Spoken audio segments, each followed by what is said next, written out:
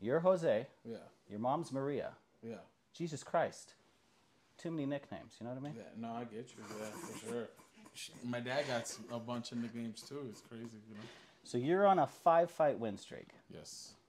You're currently undefeated in the UFC. Yes. And you've never been submitted. No. Great. So let me ask you a question.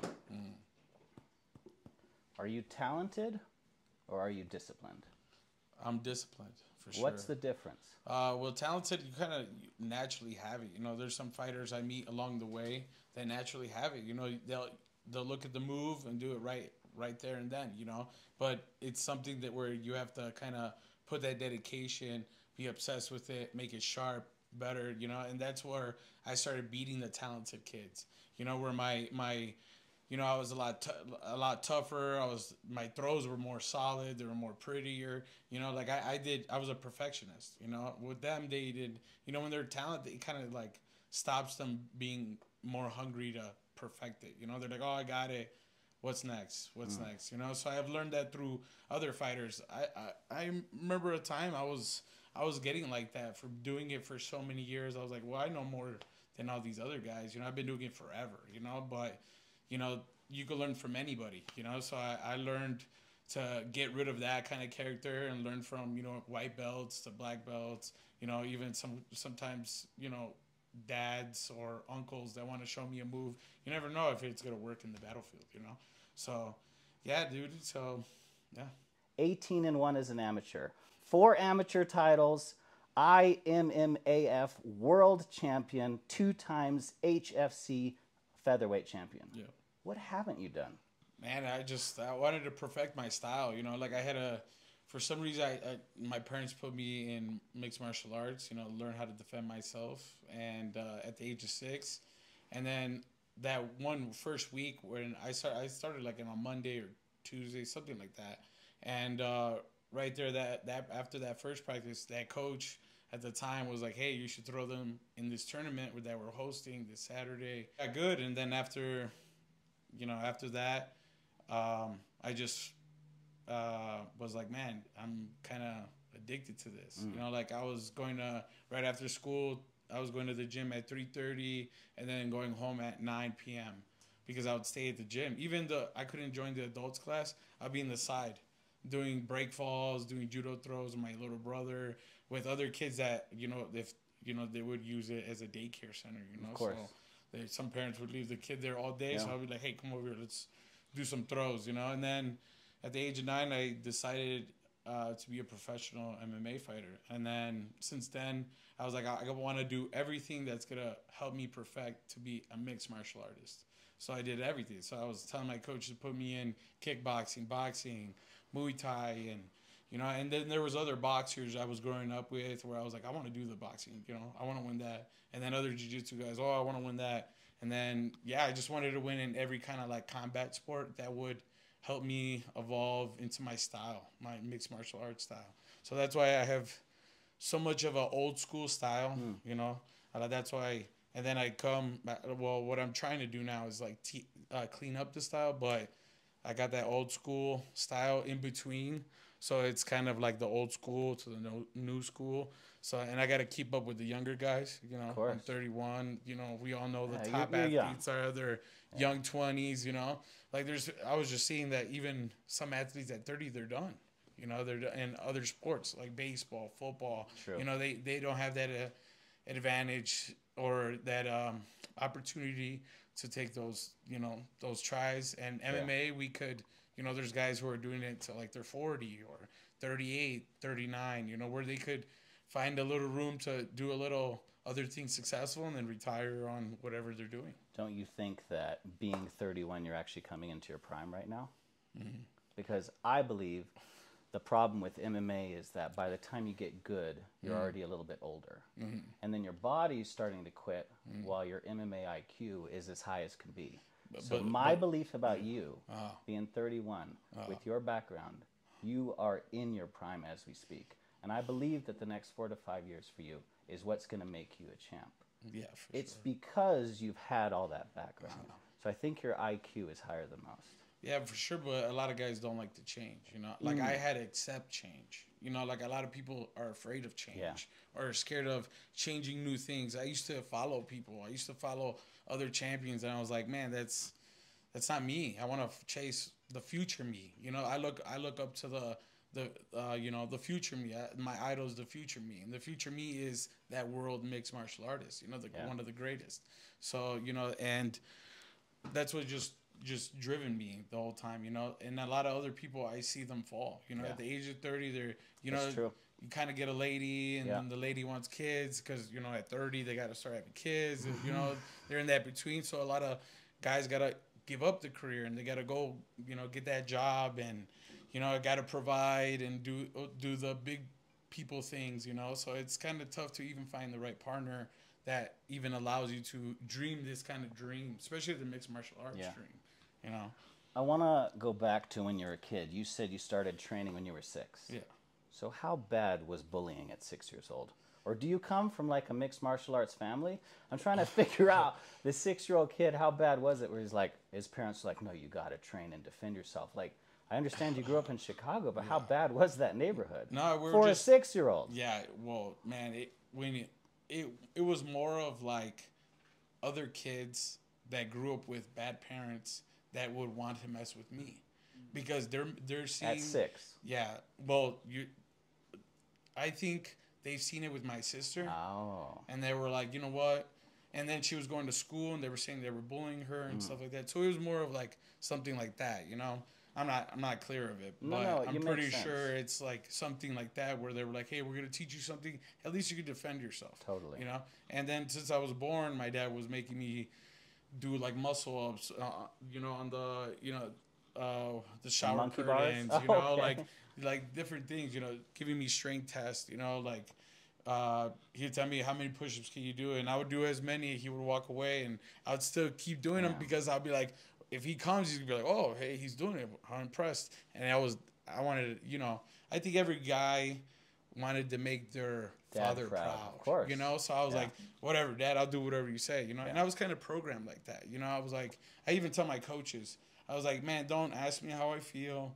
Don't goo gaga me. Like, I don't want none of that shit. Fuck the love, the friendship, all the other bullshit. Like, we're getting ready to fight somebody. Like, it's war. Wow. Like, I want you to tell me what to do to go kill this guy. So you obviously come from a really proud Mexican family. Also, I really like that you're bilingual and that you keep using that. Yeah. For me, I really like it when people, you know, stick with their roots. But my question for you is, what is it about Mexicans that makes them so naturally gravitate to fighting and contact sports? Like, you guys just have this natural, amazing cardio. You got a super hard head, a really great hairline. What is it about the Mexicans that's like, oh yeah, fighting's in our blood? Man, there were, I think if history's right, from building the pyramids, you know, we got hard-bodied, you know, we got put in the jungle to race. You know, your competition's, you know, not to catch the rabbit, but your competition's the jaguar, the lions, everything else that, you know, the hawks that are trying to race for the same rabbit, you know, the same chicken, you know. So I feel like, you know, that it's built in them, you know, in a certain way. What's funny is, like, I'm short compared to a lot of other fighters. I'm 5'6" or 5'7". Depends what doctor, right? Sure. But I look at it as, like, I got a little bit of the strength advantage and then the speed advantage. You know, I think of like, oh, I was a guy that ran around, chased, you know, all the food for the family, you know, so you were a hunter, and I was you brought building, it to the gatherers. Yep. Okay. And I was building the pyramids, you know. Sure. So, or, you know, I was an emperor sometime or something, right? Like, we don't know. It's interesting that you say that. What does your kanji tattoo mean? Relentless. Okay. So perfect. So what's crazy is, and I will never, like, hopefully, maybe if I get famous enough and find this guy, but this guy so I'm a black belt in Japanese judo. Yeah. So what's different about even that Japanese jiu-jitsu, it's different than Brazilian jiu-jitsu. Two different arts. What's the difference? You know, one you know, likes to scoot on their butt, and one likes to do throws into a submission, you know. So, and that would be the Japanese one that likes to do throws? Yeah, exactly. Okay. Yeah, just because they have the judo in the background, you know.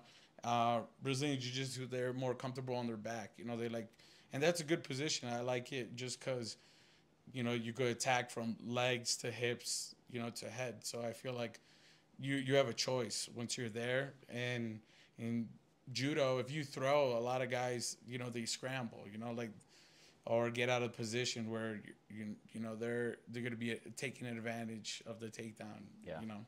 Well, I like that you incorporate judo into MMA because we don't see a lot of judo throws to the KOs. We used to back in Pride. Yeah. We used to kind of in the early days of the UFC, you'd see it more, where like people who had a background in judo or people who had a background in jiu-jitsu, we get to see that shine. It feels like everyone now is just MMA. They're not like one specific talent.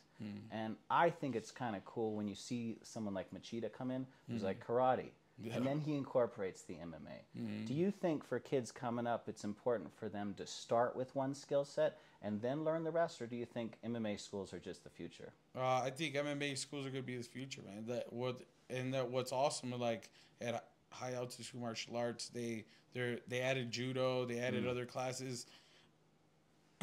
Excuse me. And you know, they have randori, they have a bunch of things, striking, you know.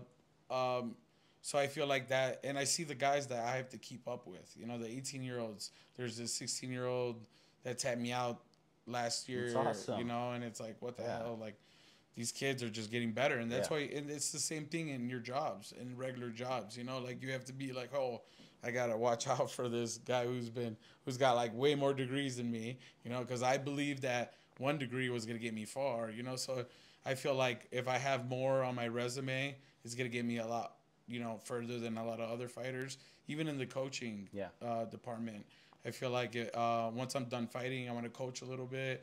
And if that goes good, I'll stick with it until, you know, I'm done. I have a suggestion for you. When you're done fighting, it's great if you want to be a coach, but could you also be a referee? Yeah, but I think that's real hard because it's kind of deciding life or death.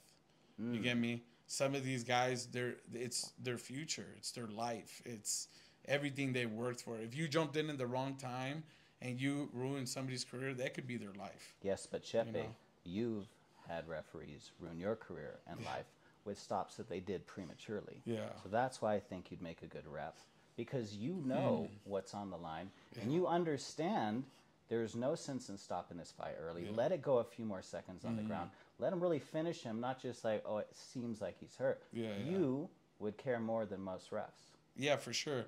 But it's more than that. You know, like it can't take one ref to change all the other refs' opinions, decisions. It has to take schooling. Like they should have a degree in reffing. Why not? The NFL has it, the NBA. Why not I have a certificate to ref MMA, you know? Like I know the rules, I know what's going on. I have some experience. Like I want it, like just to help out fighters as well. Like if they retire, become a judge. Yeah. You know, become a ref. Do those. Well, that's what I'm saying to you. But it takes. But I can't just sign up for it. You get me? Maybe when you're done fighting. Yeah. But that's a lot to balance too, right? A ref travels. He has his own meetings. He does his own things. You know, they're like their own fighters. You know, they get called in for the right fights. You know, even the main events. Like, hey, you know, we're gonna use Bruce Buffer this night, but not this night. You know, and then we're gonna use this main event, not that main event. Oh, you're reffing this main event. You know, you're not reffing this main event. I want to go back to what you said about your tattoos and what you believe from the past. You like Aztec tattoos. Yeah. Tell me what the meaning is there. So it's mixed right now. Like I just been playing with it. It's kind of like I have a God of War one. I have a machine gun weapon that the Aztecs use against dragons. So it's all these different meanings where I want it kind of like a storyline to like. I even want to like add my back with Spartans versus the Aztecs. Put that in a history line. Like that would be a pretty looking cool fight, you know, like some, you know, some. Speaking of storylines, if a movie was made about you, who would play you? Me? Yes. Wow, that's tough. Myself, you know. No. Nobody's better than me. That's true. But I got a suggestion for you. Yeah. Jay Hernandez. Jay Hernandez. Look him up. All right, We'll put a picture next to it, and we'll see cool. if there's a relation there. All right. I did want to ask you something that I think a lot of young fighters don't know how to do. And that is, how do you balance being a fighter, especially when you're coming up, and work? A lot of people you and I know don't make nearly enough money from fighting to pay the bills. So when you're an up-and-coming fighter, how do you stay afloat financially? Well, you got to look at it as, I remember this one business guy I met downtown Chicago, and he gave me this line, like, he's like, you got to treat yourself like a Porsche. Walk around like a Porsche. You drive like a Porsche. You're everything. You know, you have to sell yourself like a Porsche to all these people. Right now, you don't, like, I would, like, at that time, I didn't feel like that. And then I got to know what he was saying. You know, like putting those two things aside from everything, it is tough. But you have to look at it as you're a businessman and you're a fighter. Okay. You know, when you're a fighter, you're not a businessman. You're not talking. You're That's not. right. There's no numbers. You don't got to sign nothing. You're there to fight. You know, so that's the gladiator part of yourself. You know, and then you go into the mic. You know, into the paperwork, the back rooms, and that should be another person. You know, and that should be, like, I look at it as a video game. You know, once I step into the cage, I press start to go. You know, and then when I step out of the cage, the game over. You know, no matter the win or lose, game over.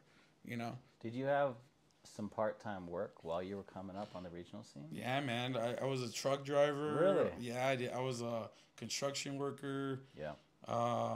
Man, I did side gigs. I did whatever I can to upfloat, you know, stay in the path, you know. Coming out here to Denver, and we know Denver is expensive. So I was like jumping around a little bit, trying to find, you know, a right groove to pay, you know, rent and the gym fees and the coaches. Yeah. So, you know, I found little things like coaching, you know, but coaching's going to help my fighting style, me understand what I'm really throwing, what I really, you know, teaching and understanding what my body is actually doing, you know. And some of it, man, sometimes I'm like, oh, let's clean that up. Like, yeah, it doesn't look good, so I shouldn't do that, you know. So finding other jobs was, you know, tough, obviously. Like, I was a security job here at Vinyl, and that was crazy. I was like, I don't got to put myself in those kind of things. But I felt like once I started finding out the business part of it, I started reaching out and talking to sponsorships, you know, really selling myself out. It was tough. I couldn't do this. I couldn't talk. I couldn't really do anything like that. So I felt like, man, the only way I could like, who could sell me out more than myself? Yourself, right? Absolutely. So and if you don't sell yourself, who's going to buy you? Exactly. Yeah. So I felt like, oh, I got the resume, I got all these other things, and I used that resume to, you know, work at gyms, do those things, and it felt powerful, you know, because the resume speaks for itself, you know. So it's easy to get like jobs like that, but that's why I'm saying other fighters have to fill in their resume. You know, like there's other examples, like these guys are coaching other pro MMA fighters, knowing that they're relying on them to help their future. Yeah. You know, like it's deeper than we think. That's why I think fighting, that you can't fight and coach at the same time. Like it's a good try. Like, hey, if you balance it out and you could do it, good job. But if, you know, you got to take that time. You wouldn't recommend it? Nah, I don't recommend it. And you've taken a fight before on 10 days' notice. Yes. Well, who would you fight against? Trevor Peak. Trevor Peak is no joke. Yeah, no, he wasn't. He's a madman with a Lego head. Yeah. When you got this fight and you got the call, you had 10 days to fight. So talk me down from the time you got the call till the time you fought. What do you do in those 10 days? So I got the like call. Day one. Yeah, so I get the call. It was in the morning.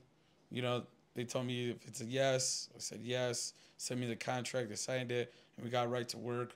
Started chugging water. Started hitting mitts. Why do you chug water? To lose the weight. So, and then what's funny is like the weight was at 155, and I was already gonna fight at 145. Yeah, so like it's not too bad. Yeah, so it was not that bad, right?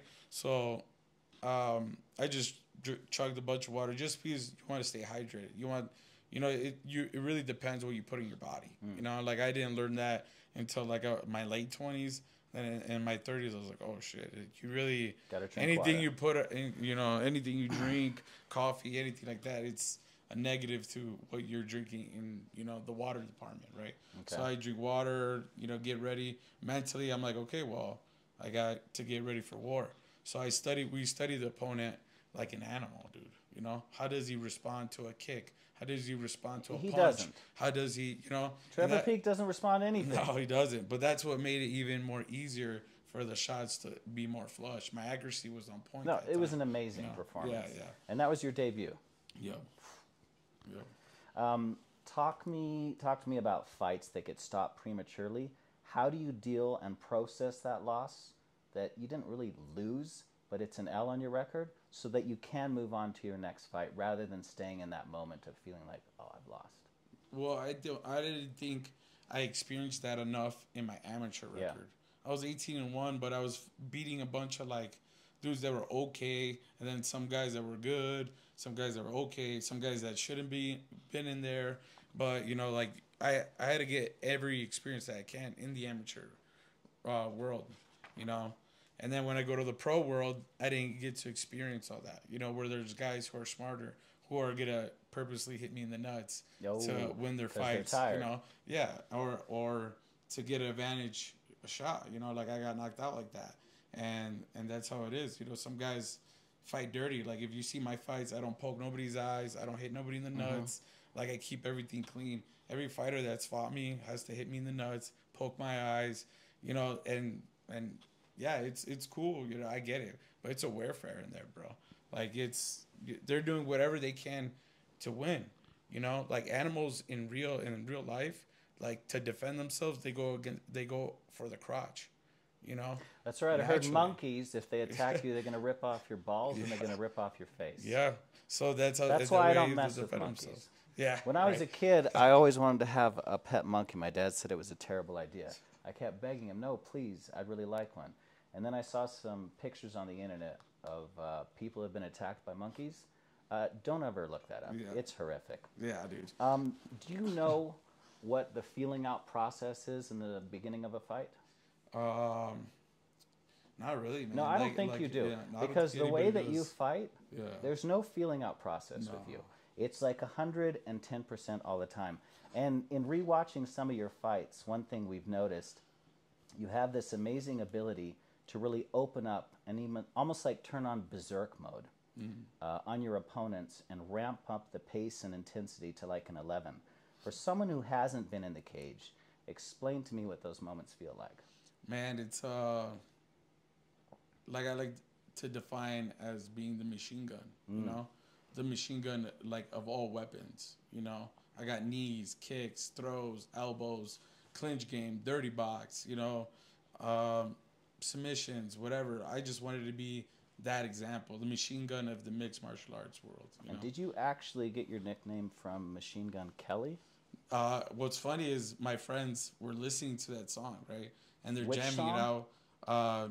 Wild Boys from Machine Gun Kelly and Waka Flocka. Yeah. Well, so ever since that day, they were just like started saying all these different names like Chepe, the Warrior, like they just went off, and to me, like they even went like the Karate Kid, like they were joking around, and then one time, my guy goes like, Chepe Machine Gun Mariscal. Yeah, he goes like, that's got I a like nice that, ring. and then we're like, and I was like, all right, whatever, and yeah, when I got my first amateur MMA bout, my friend at the time, Jose Shorty Torres, was like, hey, dude, you should put that nickname. And we're like, all right, we'll see. Just to announce it. I wanted the announcers to announce it. And they did. And yeah, it sounded good over the speakers? Yeah, we're like, all right, it's good. Does being in a solid, healthy relationship help you be a better fighter? Yes. How come? Yeah, dude. Just, you want somebody that believes in your dreams as much as you do, And the MMA world is so unknown. It's so, like nobody knows it. So, like, people think it's such a dark side thing. Like, I get it. Like, I come from the old school kind of era, seeing to the new school. But it's more of the smart guys kind of winning the game now, It's a IQ game now. Back in the day, it was a man's game. Yeah, hands down. my last 5 So the opponents, days of Tank Abbott are past. Yeah, well, well, they're there. They're there. You know, like that's why I still have that. You know, like I use that against Trevor Peak because he hasn't experienced it from anybody else. You know, like his coaches come from that old school style. So sometimes you got to give them their own style to show them that you can outstyle them. So, yeah, like I feel like that old school style, being in that mix and that new school, the new school really doesn't know about that old school. Yeah. You know? You mentioned before how there's no roadmap for fame or a manual on how to handle it. So now, having had a taste of it, what is your best piece of advice for the upcoming generation? Just staying cool and relaxed about it, you know? Like, you don't really have to chase for the cloud. Like, I really, like, I thought it was about, you know, calling out people, you know, saying insults, doing things, you know? And I was like, you know what? I don't want to be that guy, you know? Like, I have a kid, and I got other nephews and nieces, you know, other kids that look up to me. So I'm like, you know what? I'd rather talk with, you know, my fighting style. You know, that's what's going to talk. You know, the boom, you're going to hear the boom from the throws. You're going to hear the, you know, the punching, my opponent breathing differently. You know, like, that's how I want to talk, you know, showing that I am that mixed martial artist. One time when I was a kid, me and my older brother got into a fight, right? And he held my face down on the couch, and I reached up to grab his hand, and I popped his finger a little bit. So I feel like you and I understand what it's like, but what's it like to break someone's arm? It is crazy, you know. Well, obviously, I didn't get in the sport to hurt anybody, you know, so that's one thing. Wait, you didn't get into the sport to hurt anyone? Well, you're in the wrong sport. Yeah, well, that's the thing. Like, that becomes a kryptonite to you. You know, I lived by that style, you know, and when you live by the sword, you die by the sword. You know, and it took me by getting knocked out to realize that. You know, like, I never got knocked out before. You know, I've been beaten. I've experienced other things, but getting knocked out, that's something that a lot of people don't experience. And I'm able to get knocked out and come back. Like, I got knocked out, TKO'd. You know, I've never been submitted. You know, like, I demand you to fight. You know, I demand the fight. You know, like, even when the Bryce Mitchell fight, he was crawling back to his corner. Yeah. But I gave him a fight. I gave what the people wanted.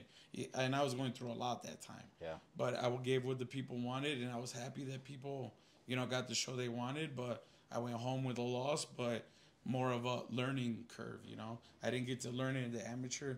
Yeah, I wish I was undefeated. But I think undefeated is so, you know, overrated. You know, the story ends. Everybody loses, you know, even if it's in the gym. Well, it's the new generation too. You know, that I'm that. You know, I've been fighting the best guys who are already retired.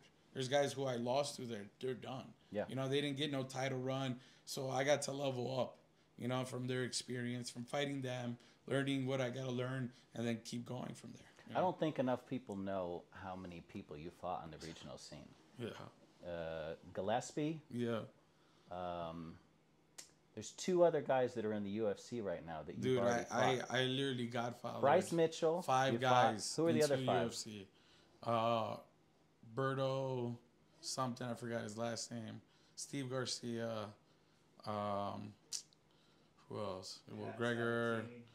Well, Pat 17 I beat, you know, but, you know, like, so I beat some guys that are in the UFC. But that's what I wanted to be known for, too. You know, like, I was kind of tired of people not fighting the toughest guys. So even with the pro career, like, I wanted everybody to see that I fought the best. Like, oh, that guy's the champion? Okay, let's go, you know? Like, let's try. And I felt like with animation, you know, like, and with Goku and his animation, he gets beat, you know? And the more he gets beat, the more he levels up. Absolutely. And the more he levels up, the more he's able to save and protect the earth, you know? So when he does that, that kind of shows me, you know, some kind of fire of, like, what I can do as a human. You know, he's a Saiyan, I'm a human, but as a human, I could do my part. You know? Trash talk. Yeah. I noticed recently that what's happening with trash talk, when I was younger, the thought process was that you can only attack the guy that you're going to meet in the octagon or ring. The reason is, you don't go after his kids, you don't go after his family, and you don't go after his relationships, because they don't get to get in the octagon and punch him in the face, but you do. So when me and you are going to go up against each other, we can say anything that we want, and then we'll settle it in the cage. And that's why it's fair. But it feels like these days, like with the most recent one we had with Chaos Covington, everyone was like actually jumping off his train because of how hard he went with his trash talk. Now, how are you going to react if someone goes against your kid Mateo or Claire? How are you going to feel? And how are you going to handle a situation like that? Well, it's more of like, you'll see, you know? Like I don't have to talk. I don't have to do those things. That's the mental warfare of this game. You signed up to the Hollywood business fighting game. Like, this is Hollywood. That's how the guys want to do it. And by doing it Hollywood is by hurting them where it hurts, you know? Attack the heart, you know? But nobody knows how cold my heart is, you know? You know, I've been through a lot of stuff. I've seen life. I've seen death. You know, I've seen people get shot at. I've been through a lot of things in my area where I had to be aware, you know, and martial arts makes you aware, you know? And I think if I didn't have those plugins, I didn't freeze, you know? I would see people freeze. I'm like, oh, well, I got to go, you know? So then what's your earliest childhood memory? Doesn't have to be fighting related. That's a tough one because it was a dream. Hit me. And it was that, and that was like when I was the youngest. And it was the first house I lived in the attic of, like, my parents were. I always wanted to live in an attic when I was a kid. I always thought the peak windows where you laid in bed and you could see the stars through them, that would be the best room to have. Yeah, you think, but it gets cold or too hot. You know, you're like, God damn, I live in the attic. But so what was this dream? You know, so it was a dream. I don't know, like I was literally sleeping, and